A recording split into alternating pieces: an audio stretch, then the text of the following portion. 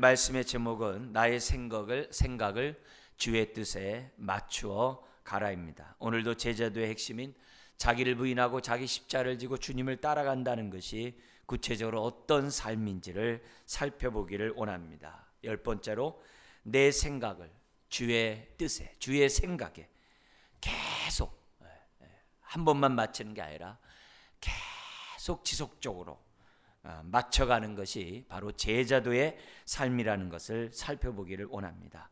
제자도의 삶은 나의 생각이 주님의 생각과 일치가 되도록 해야 됩니다. 그래야 하늘에서 이룬 뜻이 저와 여러분들 통해 이 땅에 이루어지게 되고, 또 그런 가운데 저와 여러분들은 하늘로부터 정말 복의 통로가 되는 축복을 덧입게 됩니다. 그런데 실상 나의 생각이 주님의 생각과 일치되게 하는 이 삶은 말처럼 쉽지 않습니다. 생각처럼 쉬운 것이 아닙니다. 더구나 지속적으로 계속 내 생각을 주의 뜻에 맞춘다는 것은 정말 쉽지 않은 것을 우리가 잘 압니다. 그러나 우리가 예수를 나의 주님이라고 고백했다면, 정말 믿기로 했다면 마땅히 우리는 나의 생각을 주님 생각에 맞춰야만 합니다. 왜요? 그렇게 살겠다고 우리가 작정했기 때문에 우리는 내 생각이 주님의 뜻과 일치되는지를 살펴봐야 됩니다. 그렇기 때문에 늘 갈등이 있어요. 나의 원대로 살 것인가? 주님의 원대로 살 것인가? 내 뜻대로 살 것인가? 내 마음대로 살 것인가? 주님의 뜻대로 살 것인가? 늘 갈등하는 것이 신앙생활입니다. 그러나 오늘 우리들이 제자도의 삶은 날마다 자기를 부인하고 자기 십자를 지고 가는 것이 제자의 삶이기에 날마다 나의 생각과 정과 욕심을 십자가에 못 박는 저와 여러분들이 돼야 돼요. 그리고 잘 우리가 못 박고 있는지, 주의 뜻과 일치하고 있는지 오늘 내 모습을 돌이켜보면서 점검해야 돼요. 나는 얼마나 주님을 닮았는가? 얼마나 나는 주님의 형상을 회복해 가고 있는가? 우리가 2018년 정말 마지막 달을 맞이하면서 한 해 동안 달려왔는데 나는 정말 주님의 뜻 가운데 한 해를 달려왔는지 우리가 점검하는 이 시간이 되어야 됩니다. 그것이 제자의 모습입니다. 우리 주님은 이제 예루살렘으로 올라가시면 십자가에 못 박혀 죽으십니다. 그래서 기회가 있는 대로 아버지의 뜻을 제자들에게 전하고자 하셨습니다. 특별히 오늘 본문에 있는 것처럼 예수님이 이 땅에 오신 목적을 기회가 되는 대로 말씀하셨어요. 나는 십자가에 못 박혀 죽을 것이다. 오늘 본문만이 아니라 빌립보 가야사라, 저 이스라엘 북쪽에 그 빌립보 가야사라, 지중해에 있는 수도 가야사라가 아니라 저 북쪽에 있는 빌립보 가야사라에 있을 때 예수님이 제자들에게 묻습니다. 남들이 나에 대해서 뭐라고 하느냐? 이러저러 하나이다. 그러면 너희는 나를 누구로 하느냐? 그때 베드로가 나서서 말하죠. 주는 그리스도시요 살아계신 하나님의 아들이십니다. 그 고백이 정말 끝나자마자 내가 십자가에 못 박혀 죽을 것이다. 그렇게 말씀하셨어요. 그죠? 그뿐만이 아니라 변화산에서 하나님의 영광 가운데 정말 주님이 나타났다가 이 땅에 내려오셔가지고 산 밑에 내려오셔가지고 귀신 들린 자를 밤새 제자들이 쫓지 못했지만 그들을 귀신을 쫓아준 다음에 그 다음 갈릴리로 가면서 갈릴리 지나가면서 우리 주님이 또 얘기했어요. 내가 십자가에 못 박혀 죽을 것이다. 그러니까 지금 누가복음에 보면 3번이 이제 주님이 기회가 되는 대로 자신이 십자가에 못 박혀 죽으실 것을 말씀하셨어요. 그런데 여러분들 잘 알다시피 주님이 그런 말을 할 때마다 제자들의 반응이 어땠어요? 처음에 말씀하셨을 때는 주는 것이 되어 살아계신 하나님의 아들이라고 고백했던 그 베드로마저 주님 그런 소리 하지 마세요. 우리가 있잖아요. 우리가 지켜줄게요. 그러자 베드로는 예수님으로부터 칭찬 금방 받았었는데 금방 뭐라 그래? 사탄아 물러가라. 절제 사탄이 되는 거야. 사탄아 물러가라. 너는 하나님의 일은 생각지 아니하고 사람의 일만을 생각하는도다. 세상의 영광만을, 자신의 유익만을 구하는도다. 그런 얘기예요. 그 말이 떨어지고 두 번째 그 갈릴리를 지나가면서 주님이 십자가의 죽음이 에 대해서 말씀하니까는 제자들이 이제는 뭐냐면 말을 못해요. 사탄은 물러가는 이런 말을 주님에게 들었기 때문에 이 제자들은 말도 못하고 그냥 뭐예요? 꿀먹은 벙어리처럼 도대체 저게 무슨 소리야? 그래요. 오늘 본문에서도 마찬가지예요. 주님이 내가 죽을 것이다. 그러니까 34절에 보니까 제자들이 이것을 하나도 깨닫지 못하였으니, 하나도 깨닫지 못하였다라고. 그리고 이제 제자들은 이제 묻기는커녕 그냥 지나가 버려요. 한쪽 귀 듣고 한쪽 귀로 흘러버리는 그런 것이 있어요. 그뿐만이 아니라 35절에서부터 43절에 보면은 우리가 이제 주제에 맞게끔 이 본문을 우리가 이 맹인을 고친 사건을 이제 설명하겠습니다만, 실제로 맹인은 그 메시아가 오는 표징이에요. 구약에서는 어디 누구도 이 시각장애자 눈을 뜬 사건이 없어요. 이사야 선지자는 시각장애자가 눈을 뜨는 것이 바로 메시아가 임했다는 증거로서 예언을 하셨어요. 그래서 우리 주님이 이렇게 이 시각대자인을 이런 분들을, 장애인 이런 분을 어떻게 돼요? 고치신 거예요. 그러니까 굉장히 중요한 사건이에요. 이제 그런 건 다 빼고 오늘 주제에 맞게끔 우리가 이 말씀을 보면은 이 맹인이 주님이 지나간다는 얘기를 듣고 어떻게 돼요? 큰 소리로 다윗의 자손 예수여. 이게 뭐냐? 메시아라는 뜻이거든요. 다윗의 자손 예수여, 나를 불쌍히 여기소. 그러자 앞서가는 사람들이, 거기 39절 이렇게 돼 있어요. 앞서가는 자들이, 이제 그 제자들을 포함해서 앞서가는 자들이 그를 꾸짖어 잠잠하라 하되. 어디서 큰 소리냐고, 어디서 막아서냐고, 어디 안전이라고, 뭐 이런 거죠. 그러니까 그 맹인이 오히려 어떻게 돼요? 더욱 크게 소리를 질러. 더욱 크게 소리 질러. 여러분 삶이 자꾸 막히고 어렵고 힘들다고 해서 위축당하지 마세요. 더욱 주 앞에 부르짖길 바랍니다. 더욱 크게 소리 질러. 나를 불쌍히 여기소서 하고 소리 지른 거예요. 그러니까 지나가시던 주님이 소리가 들리니까 멈춰서서 그를 데려오라. 네가 무엇을 원하느냐? 몰라서 묻겠어요. 네가 무엇을 원하느냐? 그렇지만 우리 주님이 듣고 싶은 것은 그 사람 입에서 나오는 믿음의 소리를 듣고 싶은 거예요. 그러니까 뭐라 그러냐면은 주여 보기를 원하나이다. 이 대단한 믿음 아니에요? 동량 하나 주세요. 이게 아니라 주여 보기를 원하나이다. 이 사람은 자기가 맹인이란 거 알아요. 근데 거기서 뭐라 그래요? 주여 보기를 원하나이다. 부르짖을 수 없는, 요구할 수 없는 기도 제목을 주님 앞에 딱 그런 거예요. 그러니까 우리 주님 뭐라 그래요? 내 믿음이 너를, 믿음이란 표현을 썼어요. 너를 구원하였느니라. 그래서 우리가 하나님 앞에 기도할 때 어떤 정말 태도로 주 앞에 부르짖어야 하는지를 엿보게 하는 매우 중요해요. 그러자 곧 보게 되고, 보았을 뿐만 아니라 이 모든 것이 하늘로부터 온 축복인 줄 알고 하나님께 영광을 돌리고 그냥 자기 집으로 돌아가는 게 아니라 어디로 가요? 예수를 따라 예루살렘으로 가는 거예요.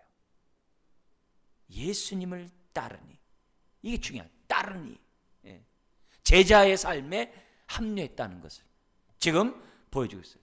여기서 앞에서 십자가의 사건을 말해도 깨닫지 못했던 제자들이 이 맹인이 뜨는 이 상황에서도 뭘 보지 못한 거예요?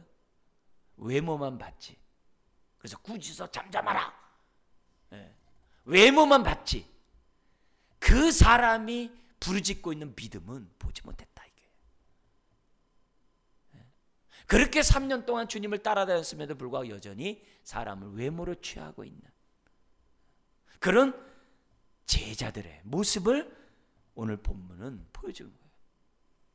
그의 눈을 뜨게 하는 주님의 마음을 아랑곳하지 않냐고 꾸짖기나 해요.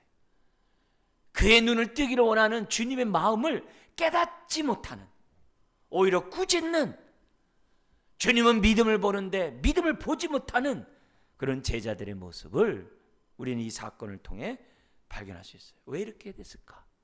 3년 동안 주님을 그렇게 따라다녔고 주님이 권세를 줘서 전도할 때 귀신도 쫓아내고 능력도 행하고 너무나도 기뻐서 주님 앞에 보고까지 하는 제자들인데 어떻게 마지막 십자가에 못 박혀 죽으신 날이 얼마 남지 않은 그 상황에서도 주님의 마음을 깨닫지 못하고 주님의 말씀을 깨닫지 못하고 주님의 마음을 헤아리지도 못하는 3번씩이나 십자가의 죽음을 얘기했음에도 불구하고 왜 깨닫지 못한 에게? 다른 게 아니죠. 제자들의 생각이 주의 뜻에 못 미쳤기 때문에 깨닫지 못하는 거죠. 이거는 제자의 모습이 아닌 거예요. 제자지만 제자의 모습이 아닌 거예요. 갈라디아서 2장 20절에 보면 우리가 정말 많이 암송하는 성경 구절이 있죠. 거기에 예수 믿는 자들은 어떤 자들이냐? 정말 제자들은 주를 믿고 따르는 그 제자들은 어떻게 살아야 되느냐? 아주 지침서가 나오잖아요. 그 지침서가 어떻게 시작해요?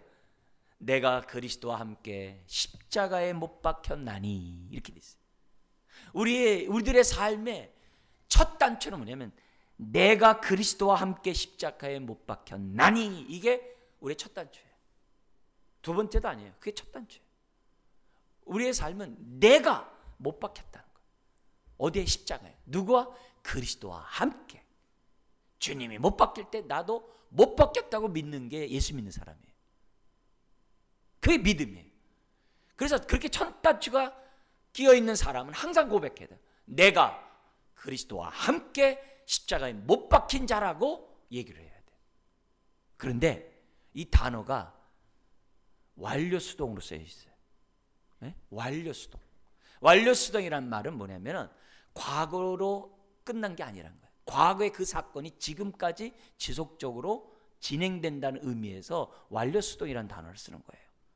그러니까 이거는 뭐냐면 내가 그리스도와 함께 십자가에 못 박혔다. 이거는 한 번 옛날에 저 예수님 믿어요. 예수님 나의 죄. 그게 아니라 그때부터 지금까지 지속적으로 나는 그리스도와 함께 십자가에 못 박혔나니 그렇게 고백하면서 저와 여러분들이 살아야 되는 거예요. 그 얘기를 하는 거예요.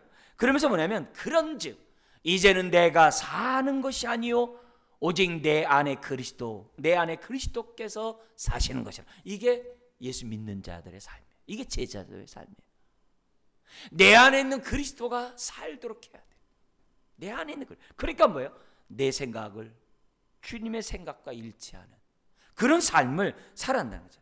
그러면서 이제 내가 육체 가운데 사는 것은 그냥 사는 게 아니라 나를 사랑하사, 그 하나님의 그 사랑이 얼마나 놀라. 나를 사랑하사 나를 위하여 자기 자신을 버리신 하나님의 아들을 믿는 믿음 안에서 사는 것이 제자의 삶이고 오늘 저와 여러분들의 신앙생활이라는 거예요. 그 사랑, 나를 사랑하신 그 사랑으로 오늘도 살아가는 것이 뭐냐면 신앙생활이라는 것을 우리에게 보여주는 거예요. 그러니까 오늘 주님과 함께 못 박혔기 때문에 그리고 그렇기 때문에 오늘도 어떻게 돼요? 못 박힌 자로서 저와 여러분들이 살아야만 한다는 거예요.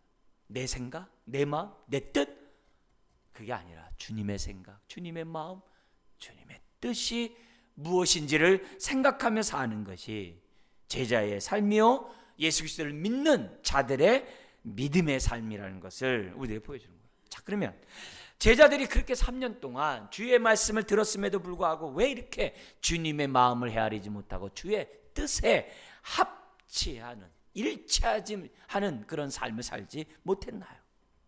여러 가지 이유들이 많이 있겠죠.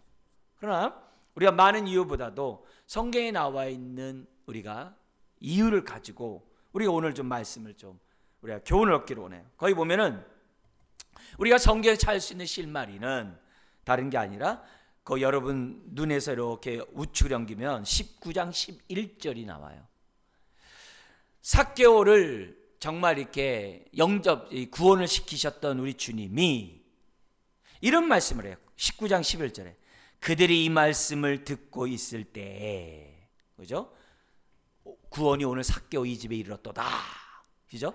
그 말씀을 하고 있었는데 그 말씀을 듣고 있는 사람들에게 비유를 더하여 말씀하시니 비유를 더하여 말씀했다. 그 비유가 뒤에 나오는 열 문화의 비유의 사건이에요.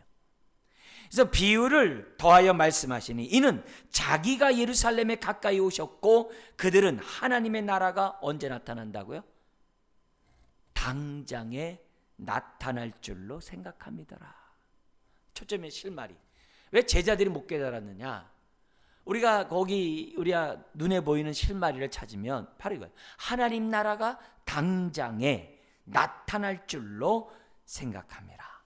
그러면서 당장 오는 게 아니라 다시 어떻게 돼요? 아버지께로 갔다가 재림하고 이것이 완성된다는 것을 문화 사건을, 다른 데서는 우리 달란트 사건으로 우리 주님 비유로 말씀하시는 거예요. 자, 여기서 우리가 알 수 있는 것은 뭐냐면은 제자들은 예수님의 뜻과 하나님의 뜻과 달리 하나님 나라가 당장에 나타날 줄로 생각했다는 거예요. 그들이 그렇게 생각한 이유는 뭐냐면은 구약의 메시아가 오면 하나님 나라가 임한다라고 생각했고, 또 예수님의 첫 메시지가 뭐예요? 회개하라, 하나님 나라가 가까이 왔느니라고. 예수님의 첫 메시지가 하나님 나라가 가까이 온다라고 말씀했어요. 그래서 이 말씀을 제자들은 어떻게 돼요? 아하, 예수님이 예루살렘에 가면은 하나님 나라가 임하겠구나, 이렇게 생각한 거예요. 근데 그들이 생각한 하나님 나라는 뭐냐면은 구약의 예언에 따라 지금 로마의 압자에 있고 속국하게 있는데 메시아가 오면은 로마를 뒤집어 버리고 로마를 비롯한 열방이 자신들에게 속국이 되어 조공을 바치고 자신들은 왕 노릇하는 것으로 구약에 예언되어 있었거든요. 영적으로 이해 못하고 정치적으로 이해를 했단 말이에요. 그래서 예수님이 예루살렘에 올라가면은 이제는 뭐예요? 민중 봉기가 아니라 진정한 이스라엘의 왕으로서 등극하게 되시고, 그분이 왕으로서 로마를 갖다 물리치고 열방을 물리칠 것이라는 하나님 나라 메시아관을 그들이 갖고 있었던 거예요. 그래서 예루살렘에 올라가면은 주님이 내가 왕이다 이렇게 선언함으로, 그래서 어떻게 돼요? 유월절과 같은 명절을 통해서 많은 사람이 몰려오거든요. 거기서 뭔가 이스라엘 독립을 꾀할 수 있다라고 제자들은 생각했던 거예요. 그게 당장에 나타날 줄로 생각한지라. 그러나 예수님의 생각과 성경에 나타난 하나님 나라는 어떻게 돼요? 이미와 아직으로 우리에게 말씀하시잖아요. 예수님이 이 땅에 오셨을 때 하나님 나라가 임했지만 그 나라는 주님의 재림 때 완성된다라고 예수님이 말씀하셨거든요. 전쟁을 이렇게 할 때 전쟁의 기선제압하는 날이 D-Day예요. 그리고 승리하는 V-Day, 빅토리 데이까지는 전쟁이 있는 거예요. 주님의 초림 때 사건은 D-Day예요. V-Day, 승리에 따른 주님의 재림의 때 구원이 완성돼요. 우리는 그 과정에 지금 어떻게 돼요? 사탄과 싸움하고 있지만 우리 주님이 어떻게 돼요? 십자가에서 죄와 사망의 권세를 파했기 때문에 이미 우리는 따놓은 당상이에요. 사탄의 나라는, 어둠의 나라는 물러갈 수밖에 없고 우리 빛의 나라인 아들의 나라는 확장될 수밖에 없는 것이 하나님의 나라예요. 근데 이런 하나님의 나라를 제자들이 깨닫지 못하고 정치적으로만 하나님의 나라를 생각하고 있으니, 그럼 왜 그렇게 됐냐, 이게 다른 게 아니에요. 그 당시 유대인들이 그렇게 다 생각했던 거예요. 그러니까 베드로를 비롯한 제자들이 다 뭐예요? 그 유대인 자신들이 어려서부터 듣고 왔었던 그 전통에 따라 제자들도 똑같이 그렇게 생각하고 있는 거예요. 그러니까 우리 주님이 예루살렘에 올라가서 칼을 높이 뽑아들고 정복하라 이렇게 할 것으로 생각했지, 십자가에 못 박혀 죽는다가 이해할 수가 없는 거예요. 죽으면 어떻게 하나님 나라가 이루어져요? 죽으면 어떻게 예수님이 왕이 돼요? 죽으면 뭔 일이 어떻게 벌어져요? 독립이 어떻게 벌어져요? 안 되잖아요. 그러니까 베드로가 그리 마옵소서 그랬던 거고, 예수님 다른 제자들은 왜 주님 왜 자꾸 저런 나약한 소리를 하시지? 자, 여기서 우리가 오늘 들어야 할 교훈이 이겁니다. 사람들은 이처럼 주님의 제자들처럼 자신이 살아온 환경을 무시 못해요. 그 환경에 따라 생각하게 돼 있어요. 자신이 교육받은 대로, 경험한 대로 그 사회의 분위기에 따라 사람들은 생각할 수밖에 없어요. 여기에서 예외가 되는 사람은 아무도 없어요. 그리고 심지어는 저마다의 경험과 자신들의 깨달음에 기초한 자신들의 가치 체계들이 다 있어요. 그래서 우린 얘기를 할 때 그래요. 내 생각은 말이야 그거 틀린 것 같은데, 내 생각은 말이지 이건 이렇게 해야 된다고 생각하는데 하면서 자기 생각을 얘기해요. 그죠? 자기 생각은 나름대로 가치 체계거든요. 내가 중요하게 여기는 가치 체계거든요. 네.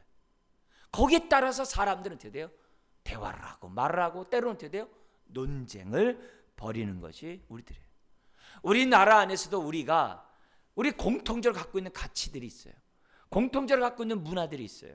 제가 캐나다에 안신년 갔을 때 여러 가지 그 문화 차이들을 많이 이렇게 경험한 적이 있어요. 거기 보면은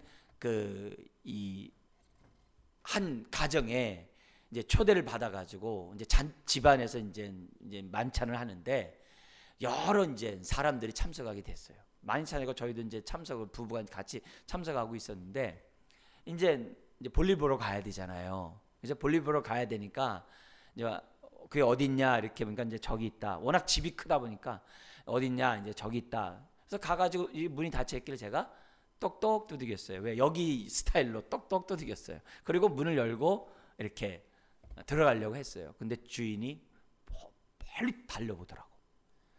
확 달는 거예요. 목사님. 그래서 왜요? 그러니까 여기는 화장실이 문이 닫혔을 때 똑똑 두드리면 안 됩니다. 그러는 거예요. 왜요? 그랬더니 안에 있는 사람이 긴장해가지고 제대로 볼일을 보지 못합니다. 그러는 거예요. 그래서 그래요? 그리고 여기서 나오면 볼일 본 다음에 나올 때는 문을 조금 열어놓고 나오세요. 그러시는 거예요. 근데 굉장히 합리적이잖아요. 그 말이 맞잖아요. 있는데 바깥에 똑똑 두드리면 얼마나 당황하겠어요. 그잖아요. 그죠? 그러니까 거기 있는 사람 중심으로 편안하게 볼일 보고 나오도록 똑똑거리면 안 된다는 거예요. 그래서 제가 이제 그렇게 했죠. 그래서 제가 다른 사람도 그렇게 하는 줄 알고 하는 줄 제가 봤어요. 아닌가 다를까 다 10cm 정도 이렇게 열어놓고 나오더라고. 다 이렇게 나오더라고. 그게 습관이더라고. 그러니까 벌써 문화 체계가 우리하고 거기랑 다른 거예요. 그래서 나중에 우리 서양의 미국 같은 집에 갔을 때 함부로 문 닫고 뭐 있는데 두드리고 그러지 마시라고. 그게 나올 때 이렇게 좀 열어놓고 뭐냐면 예의를 갖추는 이런 것들이 이게 필요한 거예요. 그러니까 어쨌든 우리가 확신하는 그런 것들, 그런 것조차도 다른 문화권에 가면은 다른 게 많아요. 다른 게 많아요. 오늘 우리 이 땅 안에서도 내가 정말 확신하는 그런 가치 체계들이 어느 순간에 와르르 무너질 때가 많이 있는 것을 봐요. 많이 있는 걸 봐요. 제자들이 정말 주님의 십자가의 죽음을 깨닫지 못했던 것은 하나님의 말씀에 따라 생각하는 것보다도 전통과 그들이 배워온 그 환경에 이끌려서 그런 생각을 했기 때문에 깨닫지 못했다는 거죠. 오늘 저와 여러분들도 마찬가지예요. 하나님 말씀을 듣는데 깨닫기가 더디고 내가 이 땅에 살아가면서 주의 뜻이 뭔지 잘 분별되지 않은 이유는 나도 모르는 사이에 하나님의 뜻과 하나님의 말씀과 떠난 정말 맞지 않는 전통에 사로잡히거나 내가 경험과 교육받은 것에 사로잡힌 것이 너무 견고하기 때문에 하나님의 말씀을 우리가 더디 깨달을 수가 있다는 것을 오늘 이 말씀을 통해 저와 여러분들이 깨달아야만 합니다. 여러분, 다른 그 어떤 것보다도 주의 말씀은, 주님의 뜻은 변하지가 않아요. 우리들의 가치 체계는 다른 문화권에 가면 바뀔 수 있어요. 그러나 복음은 어느 문화권에서도 바뀌지가 않아요. 변하지를 않아요. 흔들리지 않는 진리예요. 영혼이 잘된 것 같이 범사가 잘되고 강건함을 누릴 수 있는 하나님의 말씀이 오늘 우리들이 믿고 있는 하나님의 말씀. 그렇기 때문에 저와 여러분들은 우리의 생각을 하나님의 말씀에 주님의 뜻에 맞추도록 해야만 하는 거예요. 성경에 보면은 진리랄지니 진리가 너희를 자유케 한다라는 말씀이 있어요. 이 말이 얼마나 정말 위대한 말씀이고 깊은 말씀인지 몰라요. 네. 여러분, 우리가 알고 있는, 우리가 믿고 있는 이 진리의 말씀은 우리를 자유케 해요. 네.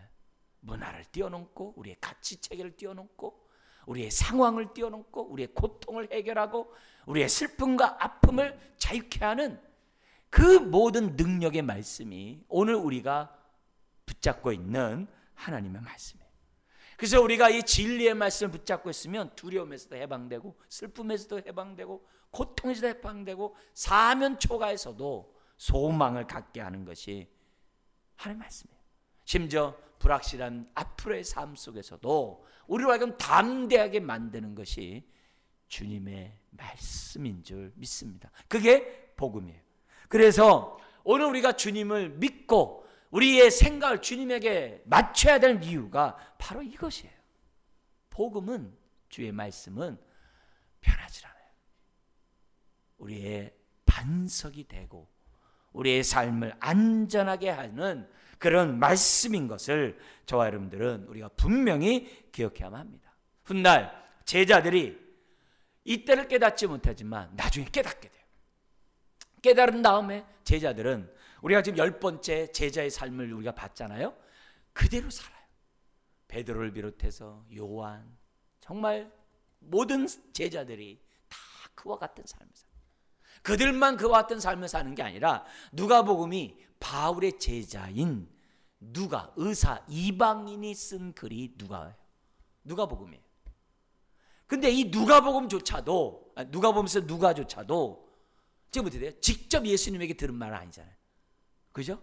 바울에게 듣고, 그리고 바울이 2년 동안 이스라엘 가이사랴 감옥에 재판을 기다리는 동안 이 누가가 2년 동안 예수님의 제자들을 만나요. 그래서 누가복음에는 다른 공간복음에 없는 예수님의 탄생의 비밀서부터 누가복음 1, 2장의 사건이 기록되어 있는 거예요.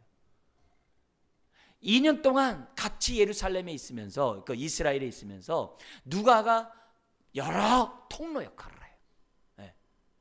그러면서 이런 말씀들을 제자로부터 누가가 들었고 또 깨달았고 어떻게 사는 것이 제자인 줄을 누가가 다 어떻게 돼요? 깨달았기 때문에 누가복음을 쓴 거죠. 그리고 누가는 오늘 예수님이 하신 이 말씀에 따라 앞으로의 말씀을 전개해요. 눈으로 한번 잠깐 보세요. 거기 보면은 그 31절 이하의 주님의 말씀을 한번 보세요. 예수님이 예루살렘으로 올라가노니, 그 얘기가 18장 35절부터 19장 44절까지 이어져요.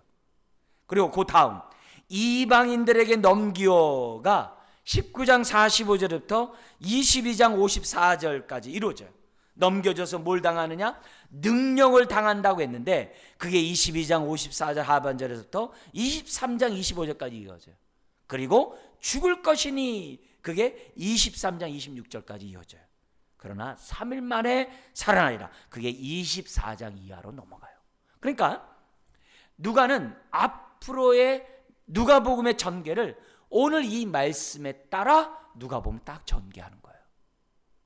이 얘기는 누가가 예수님의 말씀을 깨닫다는 거예요.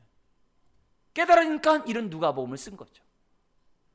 그러니까 주님의 입에서 나오는 그 말씀이 누가에게 감화 감동을 줬고 절대 진리의 말씀으로 누가가 믿었던 것을 우리들에게 보여주고 있다는 거예요.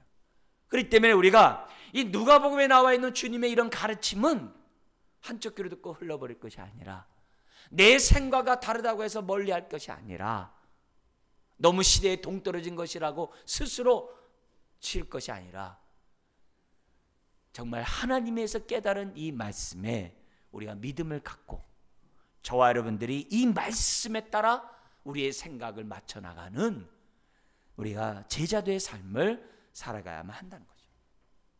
여러분, 만약 우리가 주님의 생각, 뜻을 알지 않고 내 마음 내 뜻대로 살면 될까? 그건 불신자죠. 그건 말로만 예수님을 나의 주라고 고백하는 거죠. 입술로만 주여 주여 하는 거죠. 그는 내가 그리스도와 함께 십자가에 못 박혔나니라는 그 고백이 없는 사람이겠죠. 만약 내 마음 내 뜻대로 우리가 살아간다고 한다면 제자들처럼 우리는 하나님 말씀을 들어도 깨닫지 못할 뿐만 아니라 신앙생활도 어떻게 해야 돼요? 자기 소견에 옳은 대로 신앙생활 할 거예요. 자기 뜻대로 살 거예요. 그러면 사사기 시대처럼 인생은 곰핍하고 너무나도 고통에 당할 수밖에 없다는 거예요. 더구나 예수님 베드로에게 하셨던 그 책망의 말, 뭐라 그래요? 내가 십자가에 죽으려 주여 그리 마옵소서. 그러니까 예수님 뭐라고 했다고요? 너는 하나님의 일은 구하지 아니하고 사람의 일을 구하는 자로다. 우리가 하나님의 뜻에 우리의 생각을 맞지 않으면 저와 여러분들은 다 어떻게 돼요? 하나님의 일보다도 사람의 일, 세상의 일, 자신의 일, 정과 욕심에 따라 살아가는 인생이 될 수밖에 없다는 거예요. 하나님의 뜻대로 살지 않으면 세상 영광 보고 살게 돼 있어요. 하나님의 뜻대로 살지 않으면 자기 일을 구하게 있어요. 자기 일에 빠를 수밖에 없다는 거예요. 그래서 로마서 8장 5절 이하에 이런 말씀이 있어요. 육신을 따르는 자는 육신의 일을, 성령을 따르는 자는 성령의 일을 생각하나니. 딱 구분되는 거예요. 우리가 예수 그리스도를 믿기 전에는 내 정과 욕심에 따라 육신을 따라 살았어요. 그래서 육신의 일을 해요. 사람의 일을 해요. 세상의 일을 해요. 그러나 성령을 따르는 자는 성령의 일을 생각하나니. 딱 달라져. 그래서 뭐라 하냐면 육신의 생각은 사망이요 파멸이요, 영의 성령의 생각은 생명과 평안으로 인도한다. 그러면서 육신의 생각은 하나님과 원수가 되나니 이는 하나님의 법에 굴복하지 아니할 뿐만 아니라 할 수도 없습니다. 육신에 있는 자들은 하나님을 기쁘시게 할 수 없느니라.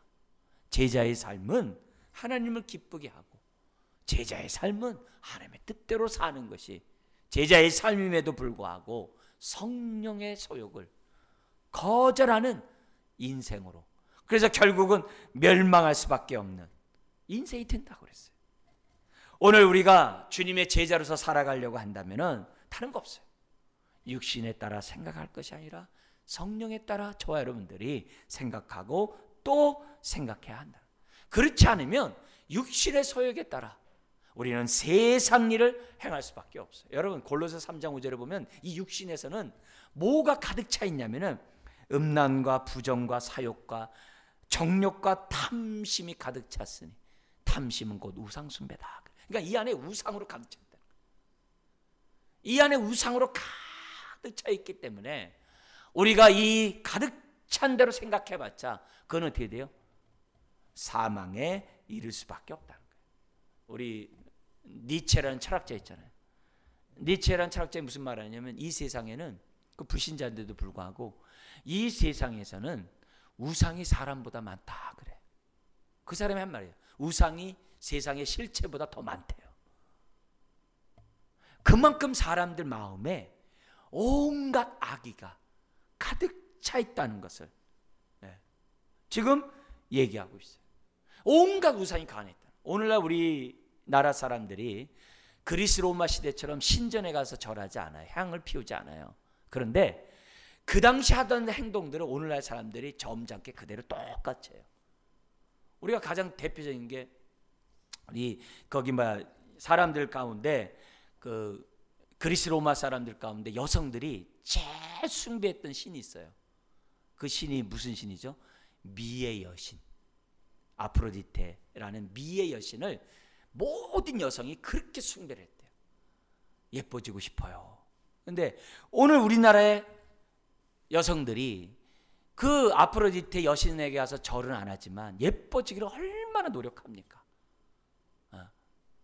나는 우상 숭배 안 해요. 그렇지만 아프로디테 여신상을 오늘날의 사람들이 여전히 섬기고 있는 거예요. 외모에 집착해서 사람들이 어떻게 돼요? 다 보여지는데 따라가고 있는 것이, 마음을 단장하라는 말은 온데간데 없고 외모만 치장하는데 그리스도인이나 불신자라 다 똑같다. 네? 심지어는 부자신이 있어요. 돈의 신이 있어요. 아르테미스 그 그리스 신화에 그 부의 신이 있어요.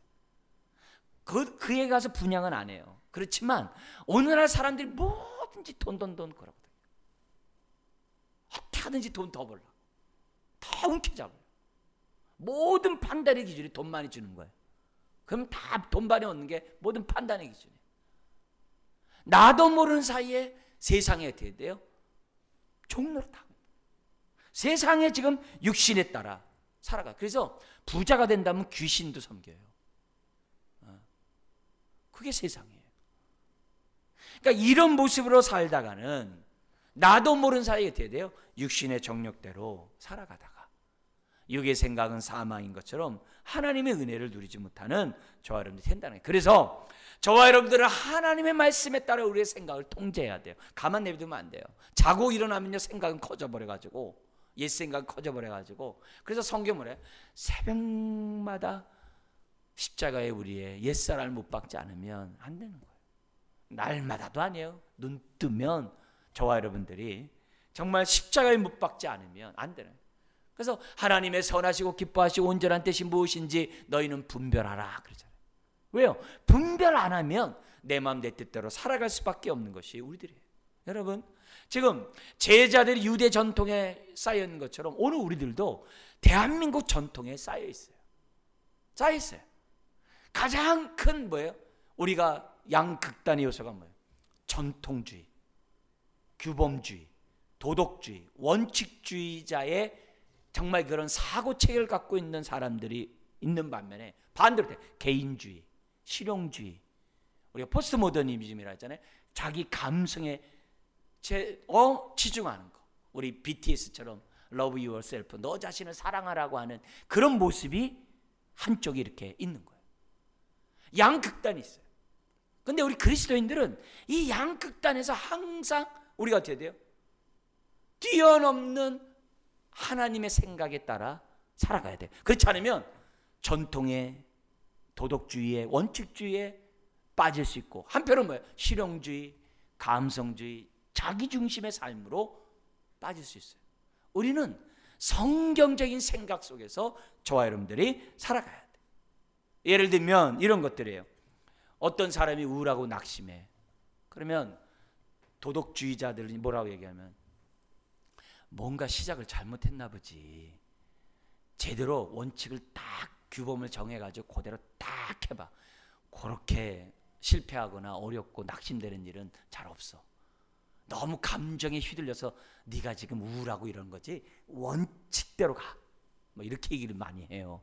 반면에 이런 상대주의 입장에 있는 이 개인주의 입장은 뭐라 하면 그렇지 않아. 남의 눈치 보지 말고 우울하고 거 남의 눈치 때문에 그러니까 너 자신을 사랑하고 너는 너대로 살아가.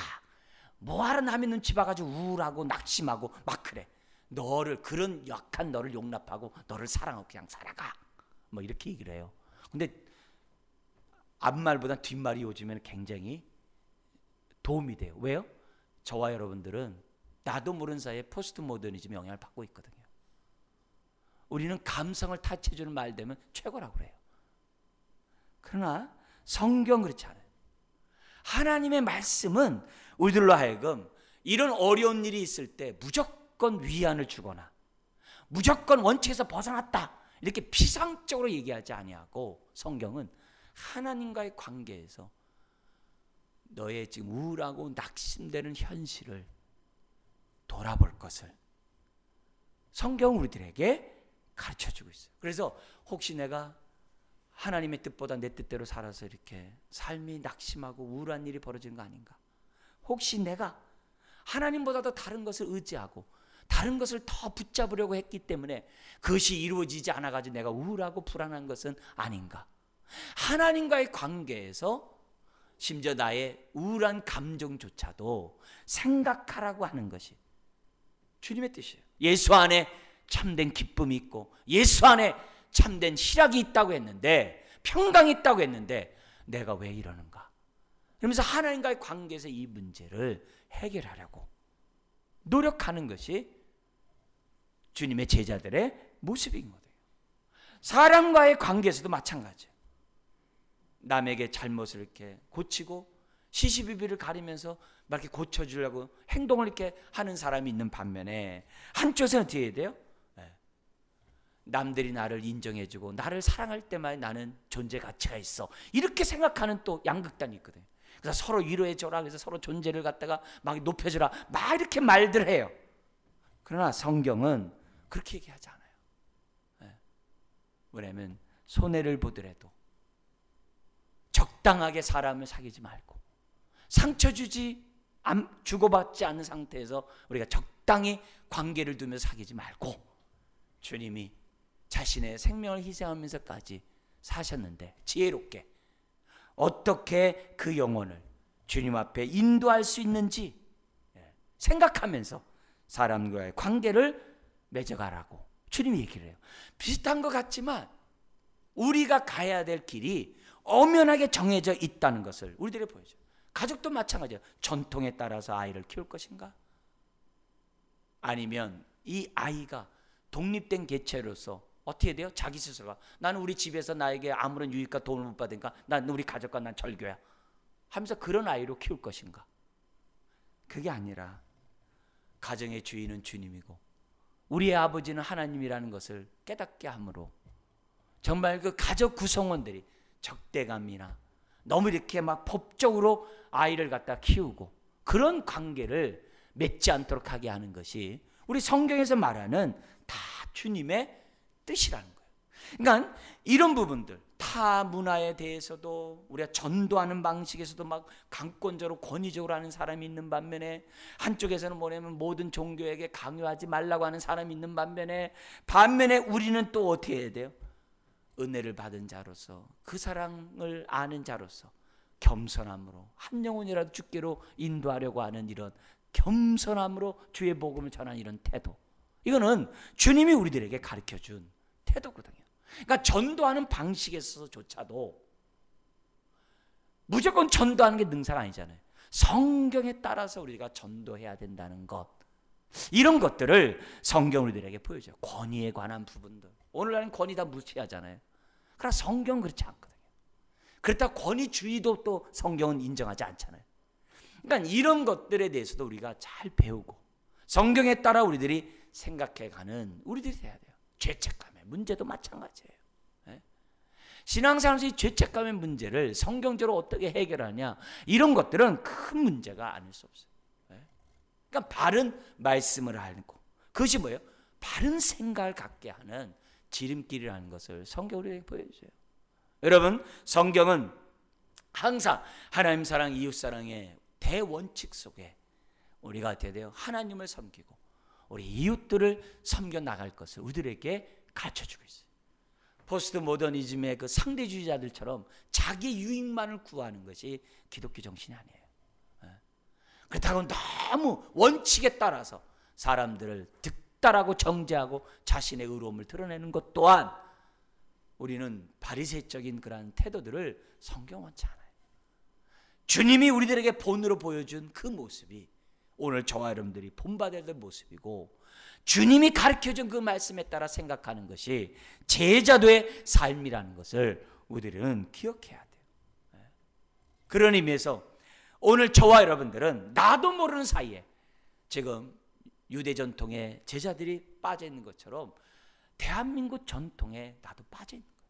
나도 모르는 사이에 이 세상 내가 경험하고 있는 세상 가치 체계를 갖고 있는 것이 저와 여러분들이에요. 바로 이런 모습으로 우리들이 살아갈 것이 아니라, 주님, 하나님의 말씀과 내 생각이 다르면 빨리 바꾸게 해 주옵소서. 그래서 내가 제자들처럼 더디 깨닫는 자가 아니라 내가 정말 올바로 깨닫는 인생이 될 수 있도록 하나님 도와주십시오. 자, 근데 그럼 제자들이 깨닫지 못했는데 어떻게 나중에 그들이 제자들이 깨달았을까요? 주님은 승천해 버리셨는데 어떻게 깨달았을까요? 누가복음을 쓴 사람이 사도행전도 썼어요. 그래서 사도행전에 보면은 제자들이 깨닫게 된 아주 단적인 원인이 딱 나와요. 그게 뭐냐면 성령을 받았다는 거예요. 성령이 그들에게 임하기 전까지는 더디 깨달았어요. 근데 성령이 임하고 나니까 옛날에 하셨던 주님의 말씀이 다 기억나고 생각나는 거예요. 왜요? 요한복음 14장 26절에 보혜사 성령이 너에게 임하면 그가 하나님의 뜻을 깨닫게 하고 내가 너희의 이름 말을 기억나고 생각나게 하리라. 주님이 말씀하셨는데 아닌가 다를까 주님이 하셨던 말씀이 다 기억나고 생각나는 거예요. 이 성전을 헐라 내가 3일 만에 세우리라. 아니 46년 동안 세워도 다 못 졌는데 무슨 3일 만에 세워? 이해가 못했거든요. 근데 성령을 받고 나보니까 아하, 자신의 육체에 대해서 말씀하셨구나 라고 제자들이 깨달아요. 그걸 요한복음 2장에 이렇게 풋노트를 달았어요. 그러니까 제자들이 깨닫지 못했는데 어느 순간에 깨달은 거예요.